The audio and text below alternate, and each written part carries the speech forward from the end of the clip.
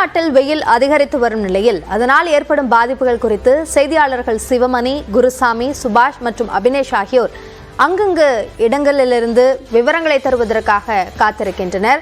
அந்த வகையில் முதலாவதாக திருநெல்வேலி மாவட்டம் பாளையங்கோட்டையில் நேற்று அதிகபட்சமாக 104 டிகிரி ஃபாரன்ஹீட் வெப்பம் பதிவாகியிருந்தது. இன்று காலை முதலே வெயிலின் தாக்கம் அதிகமாக காணப்படுகிறது. இதுகுறித்த விவரங்களை அங்கிருக்கக்கூடிய நம்முடைய செய்தியாளர் சிவமணியிடம் கேட்கலாம். சிவமணி, இப்போ வெயிலோட தாக்கம் 100 டிகிரிக்கு மேல இருக்கக்கூடிய நிலையில அதுல மக்கள் எப்படி எதிர்கொள்றாங்க?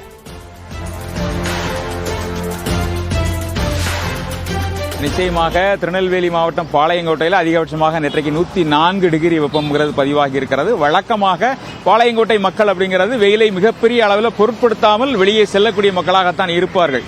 ஆனால் கடந்த ஆண்டுகளை விட இந்த ஆண்டு மிக அதிகமாக தற்போது நேற்றைக்கு 104 டிகிரி வெப்பம்ங்கிறது பதிவாகி இருக்கிறது. இன்றைக்கு அதையும் தாண்டும் அப்படிங்கிற நிலை தான் காணப்படுகிறது. காலை முதலே வெயிலின் தாக்கம் மிக அதிகமாக காணப்படுகிறது. தற்போது நாம எப்போதுமே பரபரப்பாக காணப்படக்கூடிய மாவட்ட ஆட்சியர் அலுவலக வளாகம் அருகே இருக்கக்கூடிய எம்ஜிஆர் சிலை சந்திப்பு பகுதியில் இருக்கிறோம். இந்த சாலை சந்திப்பில் மக்களின் கூட்டம் எப்போதும் அதிகமாக காணப்படும். வெயிலின் தாக்கம் அதிகமாக இருக்கிறதுனால மக்களுடைய வரத்து அப்படிங்கிறது பாதியாக குறைந்திருக்கிறது. மக்கள் கூட்டம் அப்படிங்கிறது பாதியாக குறைந்திருக்கக்கூடிய சூழல் அப்படிங்கிறது காணப்படுகிறது.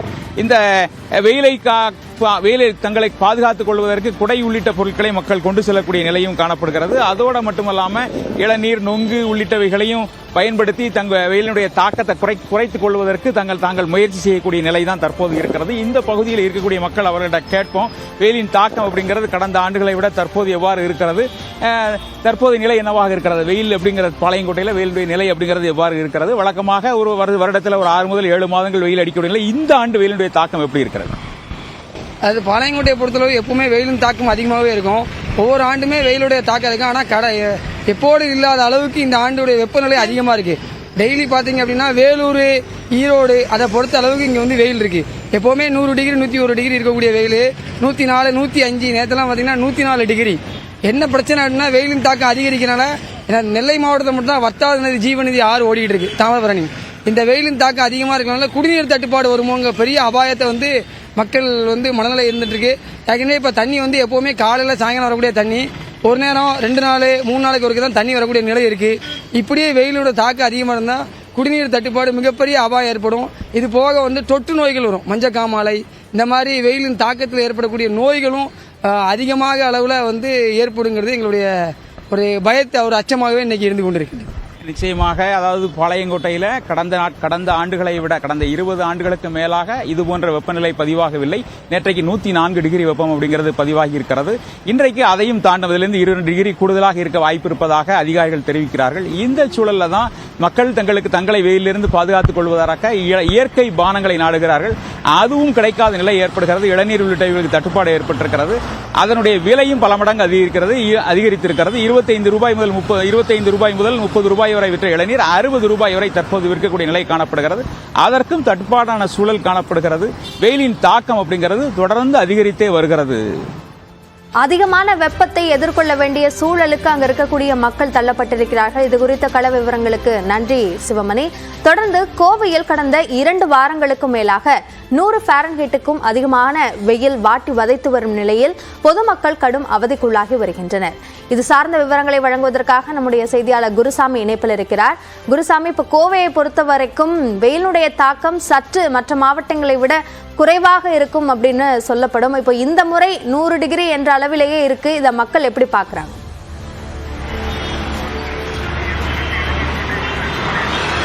குளுமைக்கு பெயர் போனது இந்த கோவை மாவட்டம். வழக்கமாக இந்த கோடை காலங்களில் பிற மாவட்டங்களில் வெயிலினுடைய தாக்கம் அதிகமாக இருக்கும் நிலையில் கோவை மாவட்டத்தை பொறுத்தவரை இந்த வெயிலினுடைய தாக்கம் 3 முதல் 4 டிகிரி வரை மிக குறைவான அளவே இருப்பது வழக்கம். ஆனால் வழக்கத்திற்கு மாறாக இந்த முறை கடுமையான வெப்பமானது கோவை மாவட்டத்தை பொறுத்தவரை நிலவிக் கொண்டிருக்கிறது. 100 டிகிரி ஃபாரன்ஹீட்டிற்கு அதிகமாக கடந்த 2 வாரங்களாக வெப்பநிலையானது தகித்துக் கொண்டிருக்கிறது. நேற்றைய வெப்பநிலை 104 டிகிரி ஃபாரன்ஹீட்டாக இருந்தது. தொடர்ச்சியாக இந்த வாரத்தில் 107 டிகிரி 108 டிகிரி வரை கோவை உள்ளிட்ட கோவை நகரம் உள்ளிட்ட பல்வேறு பகுதிகளில் வெப்பநிலையானது பதிவாகி இருக்கிறது. இது கோவை மக்களுக்கு ஒரு புதிய அனுபவமாக இருக்கிறது. இதன் காரணமாக தற்பொழுது கோவை நகரின் பல்வேறு இடங்களில் நீர்மோர் பந்தல்கள் மற்றும் பொதுமக்களது தாகம் தீர்ப்பதற்கான ஏற்பாடுகளை அரசியல் கட்சிகள் தவிர்த்து பொதுமக்களே இணைந்து இதுபோன்ற நடவடிக்கைகளை ஈடுபட்டு வருவதை காண முடிகிறது. நாம் தற்பொழுது உக்கடம் பகுதியில் இருக்கிறோம். உக்கடம் பேருந்து நிலையம் அருகே பொதுமக்கள் அதிகமாக வந்து சென்றக்கூடிய இந்த பகுதியில் இருக்கக்கூடிய பொதுமக்கள் அவர்களாகவே இணைந்து எளிய மக்களுக்காக இங்கு நீர்மோர் பந்தல் மற்றும் தண்ணீர் உள்ளிட்டவற்றை வழங்கி கொண்டிருக்கிறார்கள். இங்கே வந்திருக்கக்கூடிய பொதுமக்கள் சிலர் இருக்கிறார்கள், அவர்களும் பேசலாம்.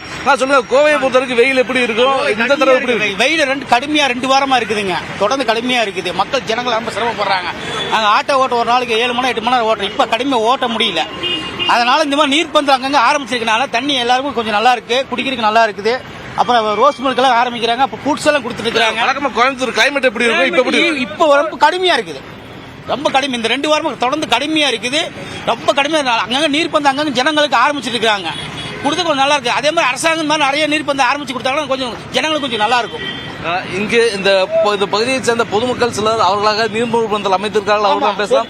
சொல்லுங்க, இங்க இப்ப நீர்மூழ்கு பந்தல்கள் நீங்களா சேர்ந்து அமைச்சிருக்கீங்க, எதற்காக இந்த இது அமைச்சிருக்கீங்க, அதை பத்தி சொல்லுங்க. இந்த கோடைக்கால வெயில் வெப்பம் அதிகமாக உள்ளது. 104 செல்சியஸ் டிகிரி வெயில் இருக்குன்னு காரணமாக நாங்கள் நண்பர்கள் குழு சார்பாக நீர்மூழ்கு பந்தல் நாங்கள் ஆரம்பிச்சிருக்கோம்.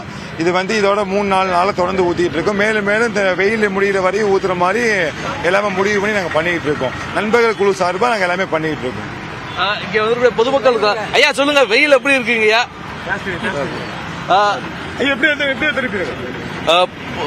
ஐயா சொல்லுங்க, வெயில் கோவையை பொறுத்த வரைக்கும் வெயில் எப்படி இருக்கு? கோவை பொறுத்து 140 டிகிரி வெயில் அடிக்குது, தாங்க முடியல. இந்த மோர் தண்ணி ஊற்றினால ரொம்ப நன்றி அவங்களுக்கு. இல்ல, உங்களுடைய அனுபவத்துல கோவையில இந்த அளவுக்கு வெயில் பார்த்திருக்கீங்களா? இந்த மாதிரி வெயில் பார்த்தீங்க? இதுதான் ஃபர்ஸ்ட் டைம் பாக்குறோம். கோவை பகுதியில் இருக்கக்கூடிய பொதுமக்களை பொறுத்தவரை இந்த அளவுக்கு கடுமையான வெயில் என்பது தற்பொழுதுதான் பார்த்து கொண்டிருக்கிறார்கள். அதே வேளையில் அந்த வெயிலை தணிப்பதற்கான அனைத்து முன்னேற்பாடுகளையும் அங்கங்கே இருக்கக்கூடிய அரசியல் கட்சியினரும் தன்னார்வ அமைப்பினரும் செய்து கொண்டிருக்கக்கூடிய நிலையில் இதுபோன்று பல்வேறு இடங்களில் நீர்மூழ்கு பந்தல்கள் அரசின் சார்பிலே அமைக்கப்பட வேண்டும் என்பது இப்பகுதியில் இருக்கக்கூடிய பொதுமக்களது கோரிக்கையாக இருக்கிறது. பாரபட்சமன்றி இந்த வெயிலினுடைய தாக்கம் எல்லா பகுதிகளுக்கும் பரவி இருக்கிறது என்றுதான் சொல்ல வேண்டும். இது சார்ந்த விரிவான விவரங்களுக்கு நன்றி குருசாமி. அடுத்ததாக, சென்னையில் வெயிலினுடைய தாக்கம் அதிகரித்திருக்கக்கூடிய நிலையில் இன்றும் பகலில் வெப்பநிலை அதிகரிக்கும் என்று வானிலை ஆய்வு மையம் கூறியிருக்கிறது. இது தொடர்பான கூடுதல் விவரங்களை நம்முடைய செய்தியாளர் சுபாஷிடம் கேட்கலாம். சுபாஷ், ஏற்கனவே வெயிலோட தாக்கம் சென்னையில் ரொம்ப அதிகமாக தான் இருக்கு, இன்னமும் அதிகரிக்கும் அப்படின்னு சொல்லியிருக்காங்க. எப்படி இருக்கு வெளியில வெயில்?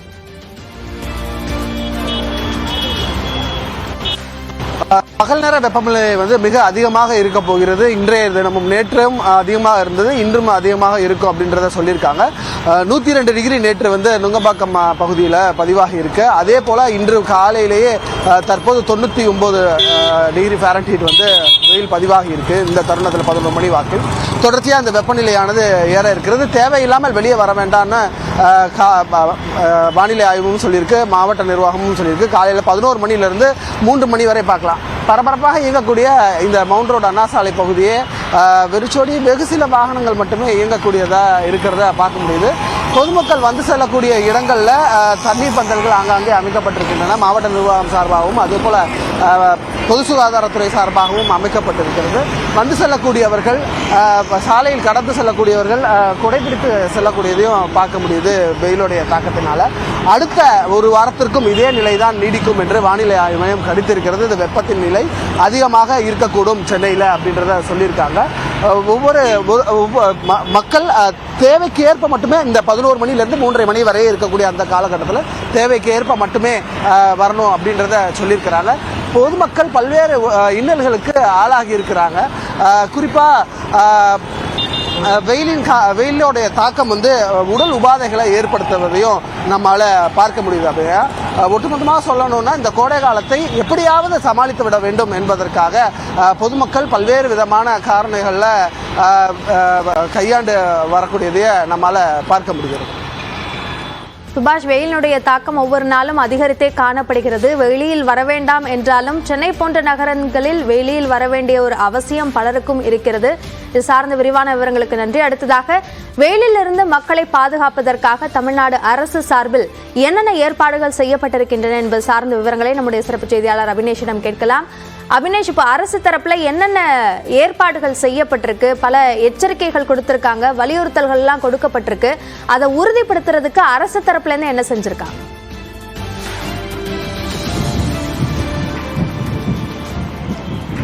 அப்படியே முதல்ல நாம சென்னை மெரினா கடற்கரையில் இருக்கோம். இங்க காலையிலிருந்தே அனல் காற்று வந்து ஒரு மழை காலத்தில் ஒரு புயல் காற்று வீசுவது போல இங்க அனல் காற்று கடுமையான வெப்பத்தை வந்து இங்க இந்த பகுதியில் இருக்கு.